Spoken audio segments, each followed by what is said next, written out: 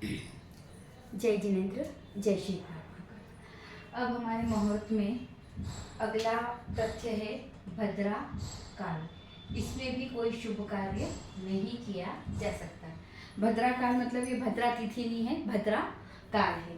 भद्रा काल अर्थात भद्रा एक पक्ष में, पहले समझ लो भद्रा होती क्या है।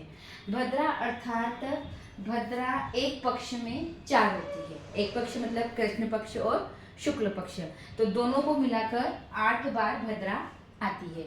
तो कृष्ण पक्ष में आती है आपकी तृतीया तिथि को, सप्तमी तिथि को, दसवीं तिथि को और चतुर्दशी तिथि को। और शुक्ल पक्ष में आती है चतुर्थी को, अष्टमी को, एकादशी को और पूर्णिमा के दिन भद्रा होती है। अब ये कब की खराब है और कब की अच्छी होती है ये समझ लो। कृष्ण पक्ष में जब भद्रा होती है तो उसकी तृतीया और दसवीं, कृष्ण पक्ष में जब भद्रा आती है कौन सी तिथि को, तृतीया को और दसवीं को, तो इसका जो बाद वाला समय है, पहले आप ये समझ लो कि कोई भी तिथि, जैसे मान लो तृतीया तिथि आपकी चली 24 घंटे, ठीक है। तो 24 घंटे में जो 12 घंटे पहले का समय और 12 घंटे बाद का समय, तो जो 12 घंटे वाला बाद का समय है उसमें तृतीया को और दसवीं को, जो बाद का 12 घंटे वाला समय है, कोई तिथि 24 घंटे चले, कोई 23 घंटे चले, कोई 20 घंटे चले, जैसे तिथि चलती है उसका वो आधा भाग कर लीजिए।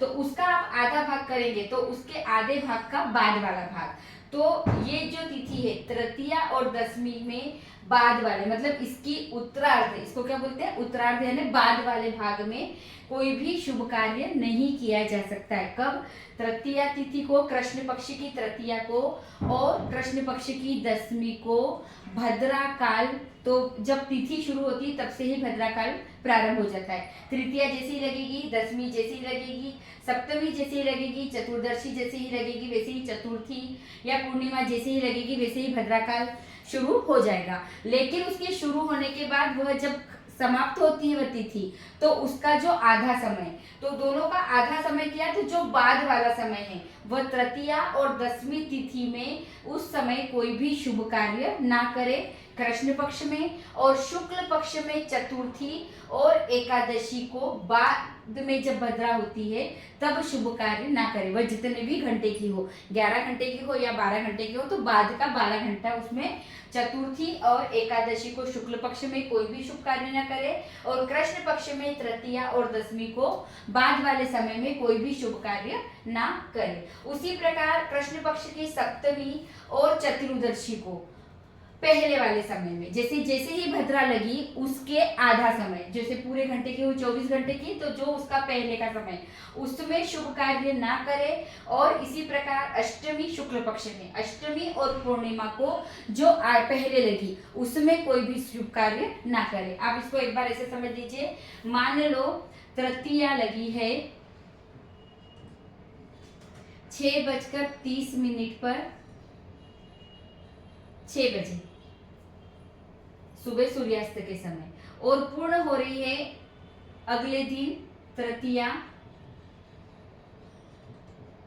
5:30 मान लो, 5:30, तो ये समय कितना हुआ, 23:30 घंटे। अब ये 23:30 घंटे का आप आधा करो, इसका जैसे ही आधा करोगे तो ये हुए आपके 15, और ये हो जाएंगे 23:30 की 45, 11:45, मतलब 11 घंटे 45 मिनट। तो जो 11 घंटे 45 मिनट पहले का समय, मतलब 6 में हम अगर 11 घंटे 45 मिनट जोड़ेंगे तो कितने हुए, 11 और 6 17:45, मतलब 5:45 तक, 6 बजे सूर्योदय हुआ मान लो, तो 5:45 तक कोई भी आप शुभ कार्य, जब तृतीया या दसवीं हो, चतुर्थी या एकादशी हो, तो और भद्रा काल हो, तो उस समय आप इस टाइम पर, मतलब जो जब सूर्योदय होता है जो तिथि जैसे लगती है वैसे आपको निकाल कर देखना है। तो 17:45 तक मतलब 40 मिनट तक आप कोई भी शुभ कार्य कर सकते हो, क्योंकि इसके पहले वाले समय में नहीं कर सकते और इसका जो बाद का वाला समय होगा वापस इसमें 11:45 जोड़ दो तो ये हो जाएगा आपका 5, 4 और 4 8 और 1 9 तो 30 और 7 और 1 8 और 1 9 और 2 और 1 29 30। तो ये हो गया आपका 5:30, 24 के बाद 5:30 का समय ये एग्जैक्ट आ गया।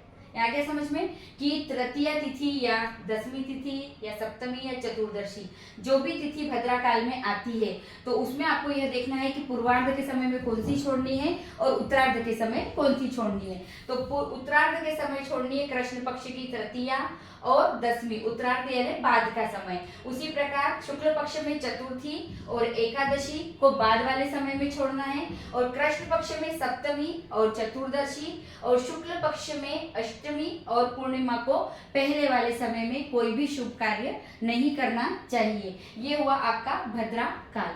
जय जिनेन्द्र, जय श्री महाकाल।